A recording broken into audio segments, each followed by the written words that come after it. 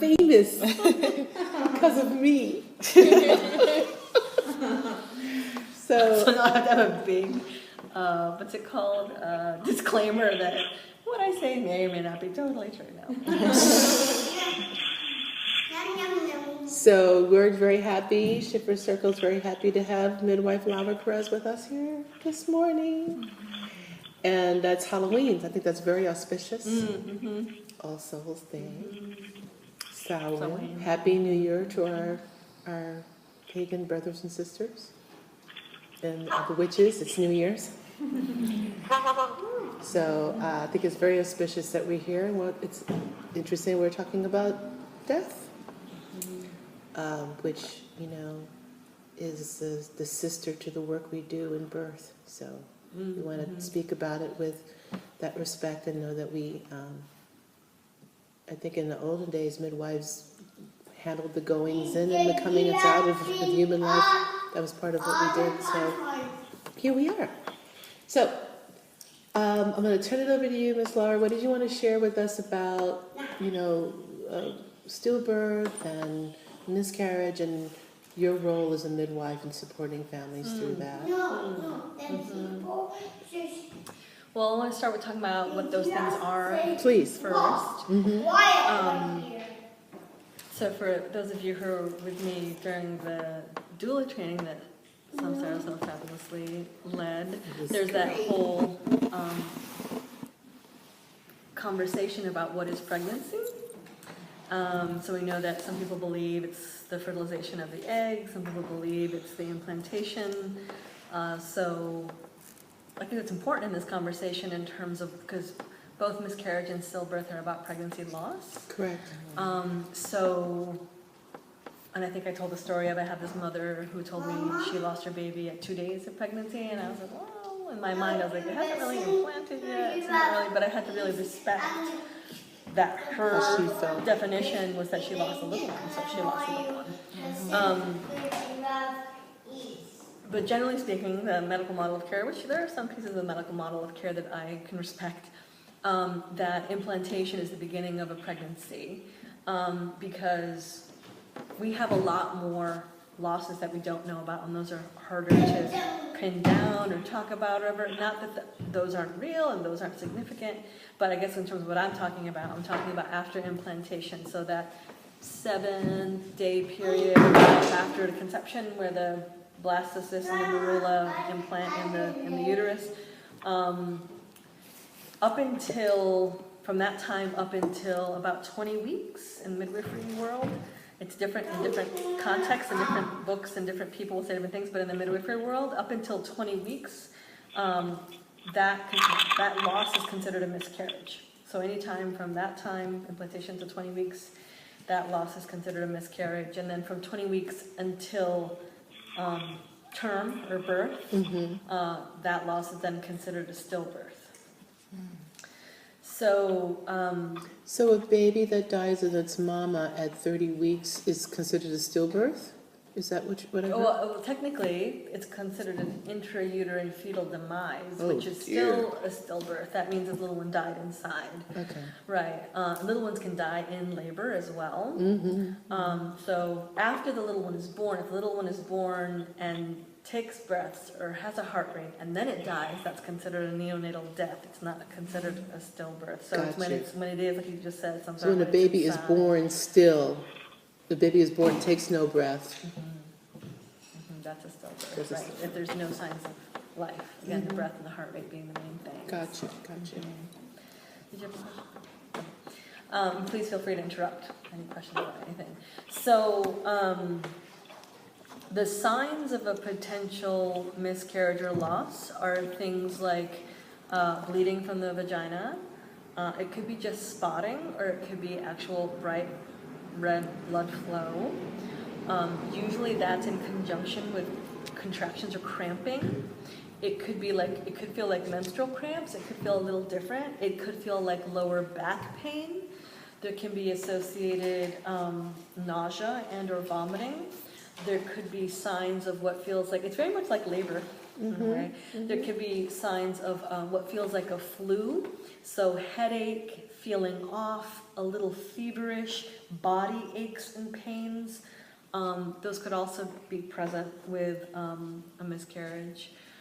Most of the time, the main signs are the bleeding and the cramping. So we say, what I tell my mamas is if you are I tell them that if at any time in their pregnancy they are feeling these symptoms, especially contractions or cramping that happen between 4 to 6 times every hour, that laying down doesn't help with, that hydration doesn't help with, because what can happen in pregnancy is if a mama is overstressed, overtired, undernourished, dehydrated, her uterus is going to respond. She's going to have contractions. It's kind of her body's way of saying, hello, you really need to take a break, make sure I'm fed, the body and the uterus and the baby that is fed, really get hydrated, rest, deal with the stress so that things can progress normally, right? So I tell my mamas if they have any of those signs or symptoms of after 20 weeks it's preterm labor, before that is potential signs of miscarriages, that they do those things, that they lay down, that they eat, that they drink, and see if that alleviates the issue, see if that makes the cramping and the bleeding stop. Sometimes it works and sometimes it doesn't. Sometimes that little one's on its way out, and it doesn't matter what you do, the pregnancy is going to pass. So as a midwife, one of my first jobs is to prevent that from happening. That's why I spend so much time talking about diet. What is a mama really eating? How is she taking care of herself? Making sure she's really well hydrated, because we want to prevent that from even happening, or fix it if it's on its way. I guess one way to think about it is ideally the pregnancy will pass completely and wholly and at once, meaning it's not a long drawn out process. It can be very hard if it's a long drawn out process where there's little bits of bleeding, little bits of threatened miscarriage, little bits of cramping, but nothing really passes, but it's still continuing to happen. And that can happen, unfortunately. So then the mama gets to decide how much does she want to do to stop it. And I mean, she could be doing everything to stop it and it's not stopping. And then how much does she want to do an intervention? How much and what kind of intervention does she want to do? Because an intervention would be something to consider, because you don't want the mama to bleed too much. You don't want her to have, if she has any other signs and symptoms like the nausea, like the vomiting, like the fluids, you don't want her to have that sustained. That's hard on her, it's hard on her body, right? So then she could potentially do things to expedite the process. Now in terms of... Can I ask you a quick question? How long would you wait? How long would you feel comfortable to allow the process to go on without requesting the mom to consider intervention? It's like, how long is too long? Well, I think it depends on, again, the symptoms and what she's showing, really. So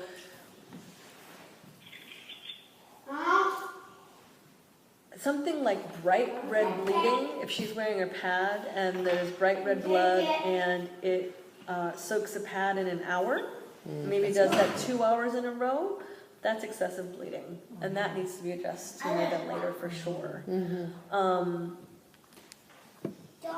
If a mama is really, really nauseous, vomiting repeatedly, she's at risk for dehydration, that's concerning. Sometimes mamas get diarrhea too. So anything that affects their levels of potential general overall health, but specifically dehydration, I get much more concerned about. So the hemorrhaging, the excessive bleeding, and nausea, vomiting, along with diarrhea or continuing diarrhea, like that, I'd be like, we need to address that sooner than later. That needs to be kind of like, let's go into the ER right now, kind of thing. Yeah. So, is the thing to navigate is from what I'm understanding is that there's, as you said, like, what I don't know what the language is, but ideally the mother's body is recognizing that the baby has died and it's recognizing the loss, and so it's going through the mechanisms of labor, essentially. Yes.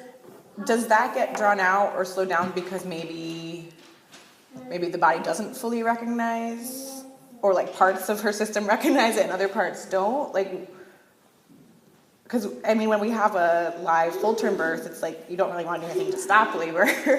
And then the same thing with this, like you wouldn't want to shut it down. So is it just that like the mechanisms for signaling to her like time to expel this pregnancy, is it just that it's not a fully connected process a lot of time, and is that more of like an emotional aspect, like the way emotions can halt labor?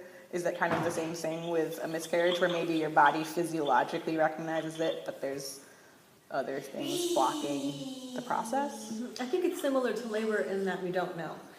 We don't know what starts labor, you know, we don't know what makes labor go. It's a very smooth, easy path. And we have some ideas like why labor might be prolonged, baby's position, mama's dehydration, there's a lot of emotions, spirit, energy, all kinds of things can affect the normal, quote unquote, normal process of labor.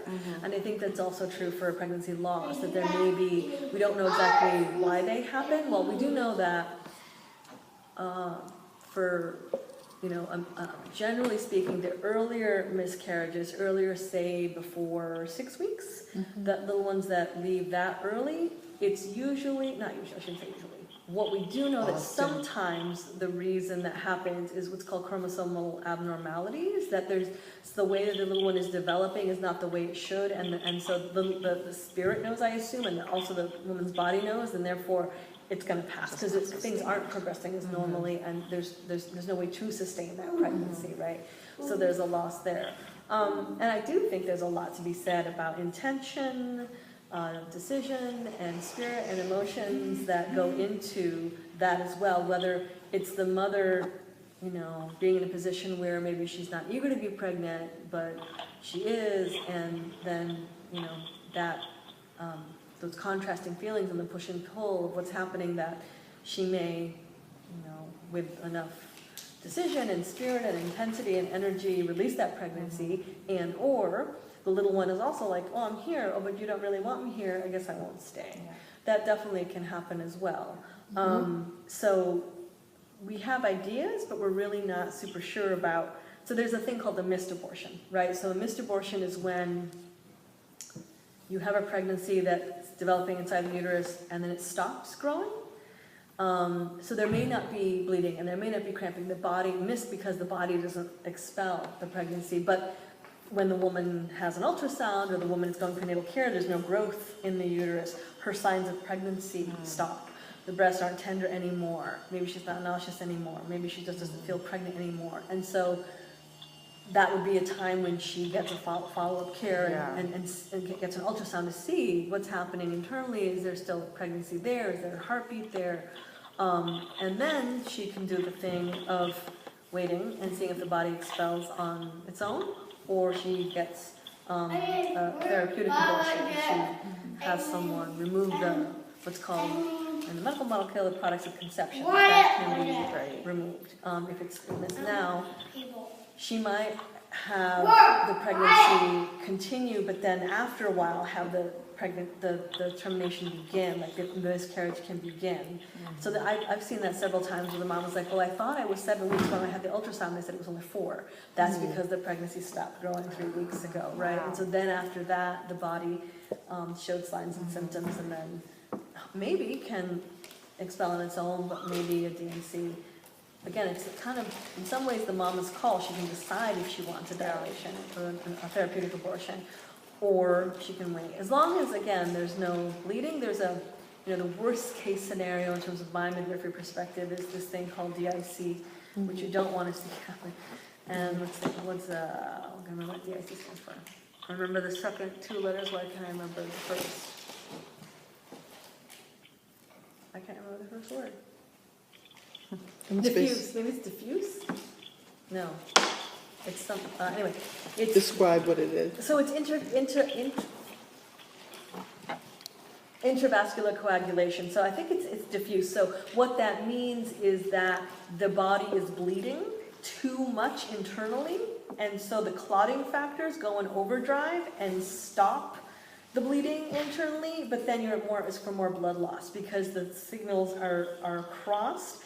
And I'm not sure I'm explaining this very well, but it is a very big concern, especially if a mama has the signs and symptoms of pregnancy of miscarriage for an extended period of time, because there is that blood loss happening. The body kicks into this, place where it's trying to save itself, but in saving itself, it causes more issues and there's more internal bleeding. Disseminated intravascular coagulation. Thank you. There you go. So that means it's all over the body that this is happening, and so that's a kind of That's a scary huge thing. system breakdown. It's a system breakdown. It's something you never want to see. So, that's why if a mama is having a pregnancy loss, that ideally you don't want it to take a long time. Ideally, the body expels on its own, expels quote unquote easily, and it's done within a limited amount of time, and then you're done. But it may not always happen that way for different reasons, and some of them might be to do with energy and spirit and maybe other physical issues that are happening with the mom too. So also, like say the mom was poorly nourished and that's why she's miscarried in the first place, and then her body can't do what she needs to do to expel the baby because she was malnourished in the first place. That kind of thing. Potentially, yeah. Let's see. What else did I say?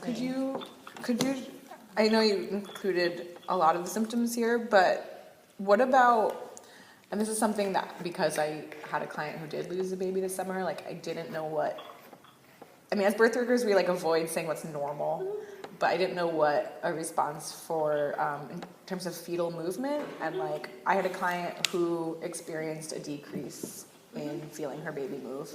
But sometimes that does happen where a baby's just lazy for a few days. So how as No, that shouldn't be. well, I just mean literally lazy, not moving. But it was hard for her to tell is he turning around or is he flopping around? There wasn't really.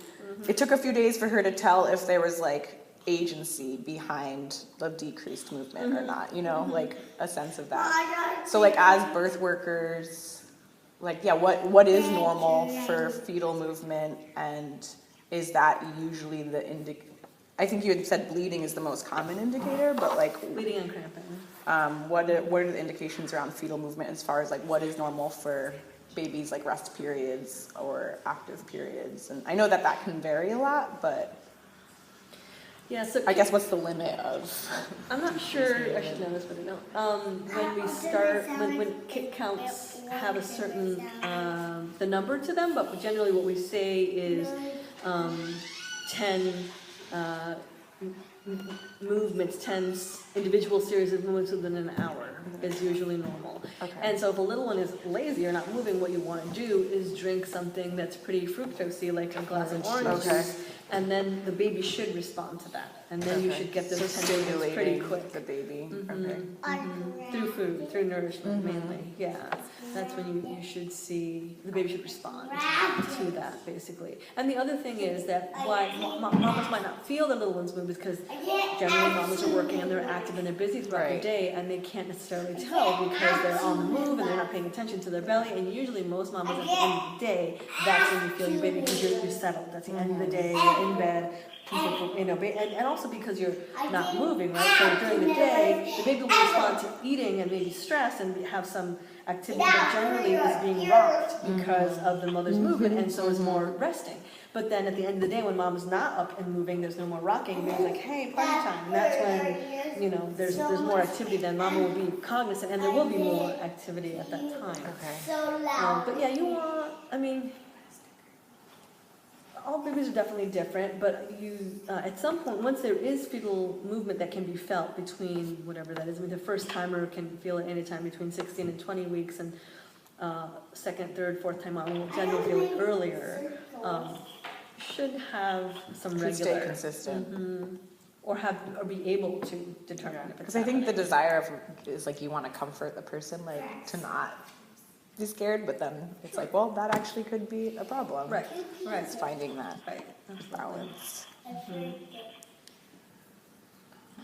So just to say, as a midwife, if a mama is starting to show signs of potentially losing a little one before 20 weeks, there are different things that I can use, different herbs that I can offer, different recommendations that I might make to help sustain the pregnancy. Whether or not they work depends on what's happening in the pregnancy, and if it was going to be lost anyway. I can't guarantee anything, but we can try.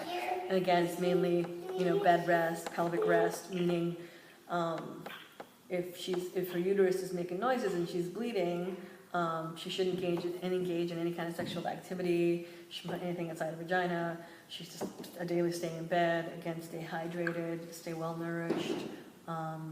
And there's some herbs I can offer that can help quiet the uterus, and hopefully that'll be enough. But if the loss is happening, then the loss is happening. So after 20 weeks, it's considered preterm labor, and if there's loss, and there's things that we can potentially do to stop that, but maybe not, depending on what's happening. And then if it's continued, if there's cramping, if it's bleeding, and the birth is imminent, then I have to look at the California law. There's some things I can and can't do as a midwife. I think that the mother ultimately has a decision about where she wants to pass her pregnancy. Most mamas don't want to pass at home. Most mamas with an older pregnancy, say 20 weeks or over, want to go to the hospital. But maybe because they feel like, well, maybe there's a chance they can do something there. But depends. If I can hear her heartbeat, then great. Then maybe see what we can do. But if I can't, then that's that. So what do I want to say about that?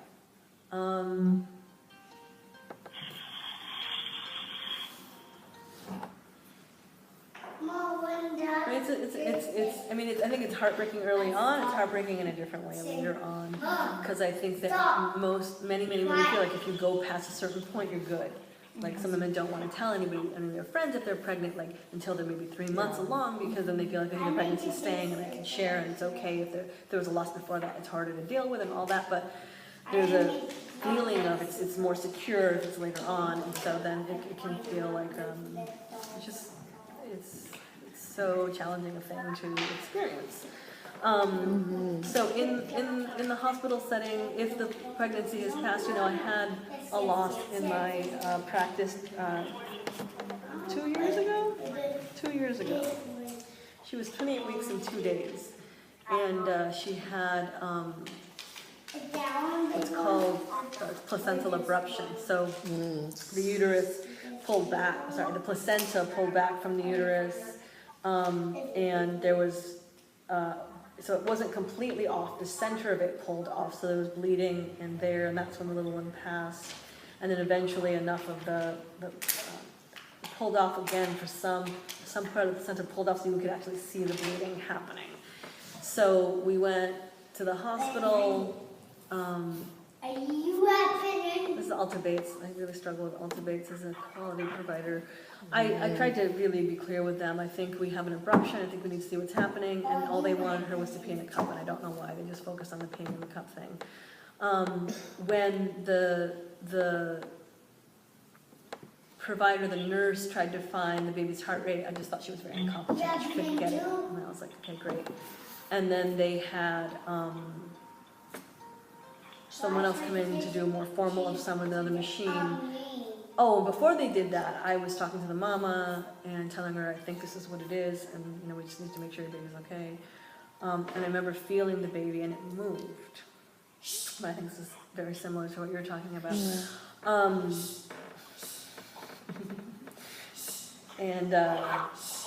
So when they did the formal ultrasound, I remember seeing the shape of the skull. So usually the shape of the baby's skull is a pretty complete circle, but when they did it on the machine, I could see that it was part of it was, instead of being perfectly round, it had gone in a little bit. It was a little bit concave. I remember seeing that and being like, that's interesting.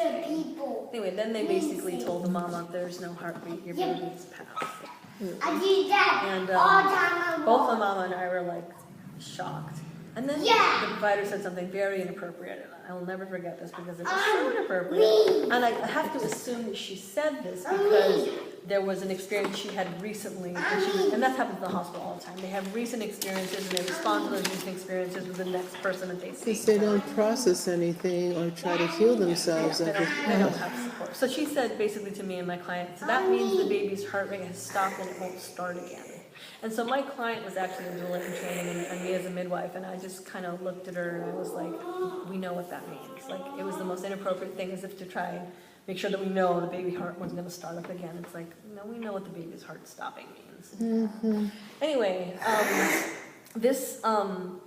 Mama was amazing, amazing, amazing. She still blows me away to this day with her presence, her healing capacity, her fortitude, and how she responded to this experience. She did definitely, I saw her take a minute and let her brain like process it. And then she was very clear and she said, okay, well, I guess this little one wasn't meant to be here, but I know his spirit is still here, but his body is gone. She was very clear. So she was bleeding and she was contracting a little bit. So it was preterm labor and the little one had passed. So I stayed with her in the hospital as they induced labor, as they gave her Pitocin, I think they gave her a Foley bolt first, a Cook's balloon to help dilate the cervix, and then Pitocin, and she got an epidural, and wasn't at all what she wanted. She was an amazing spirit. She just cracked jokes a lot. I was just always amazed with her. Just maybe it was her coping mechanism, but I also feel like she could find the humor in it in a way. She made this comment about like, she said it to her family or to me, like she's like, here I am in the hospital having every intervention I didn't want, you know. She could joke about it. And I have to say, one of the things that stands out to me with that birth is it was so much like a home birth. In that, so in the hospital setting, what I usually see is they do continuous monitoring on the baby, and it doesn't matter if the mama likes it or not. It doesn't matter if it's comfortable for her or not. It doesn't matter if it's warranted or not, I think.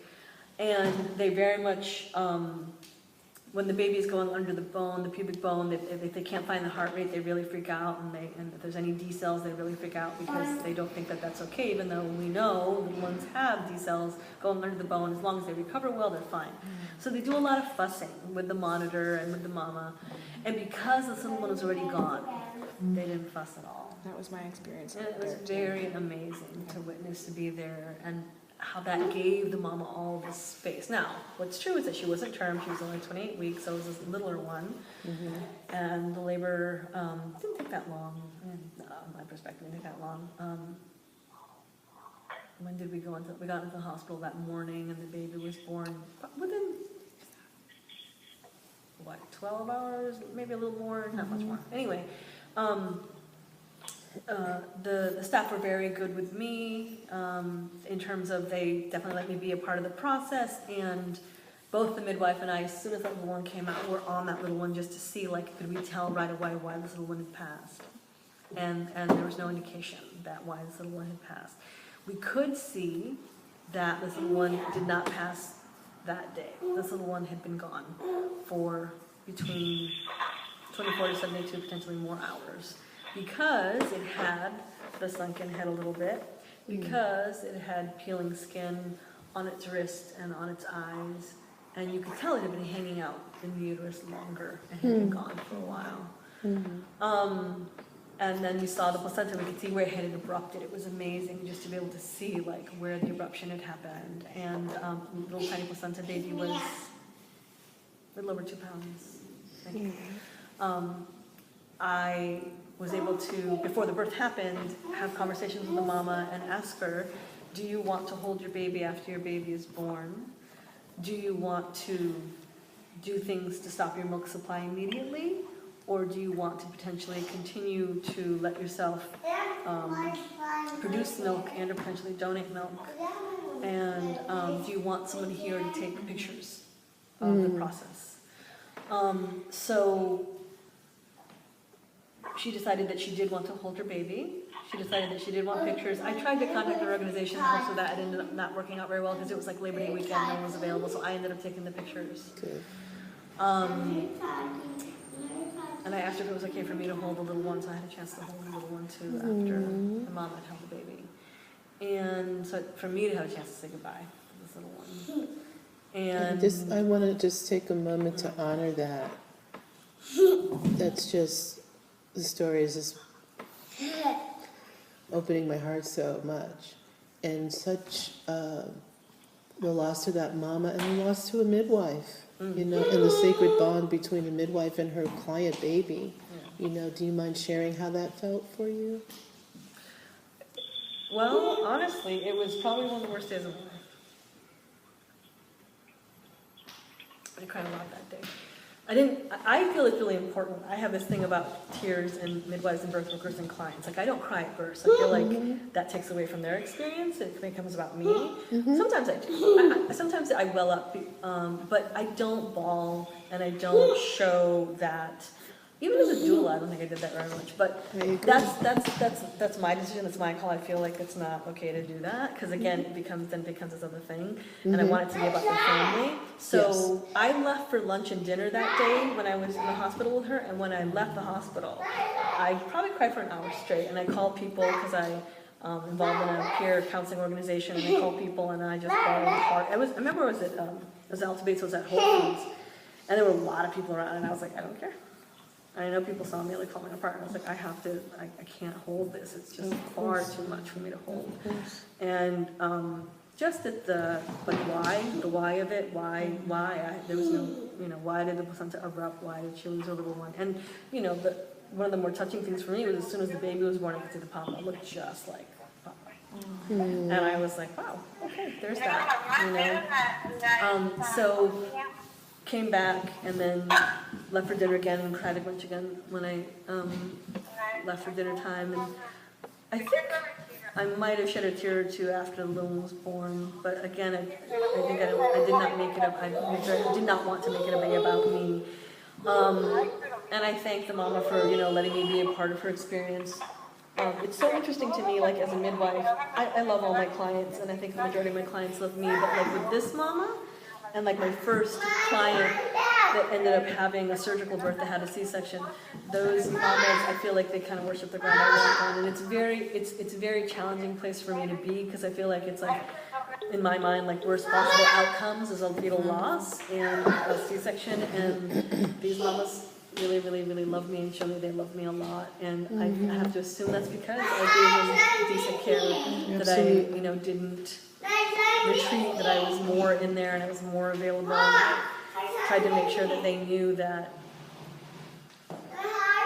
they did the very best they could, that it was nothing about a failure on their part, about anything, and being able to again offer more resource to the mama who lost her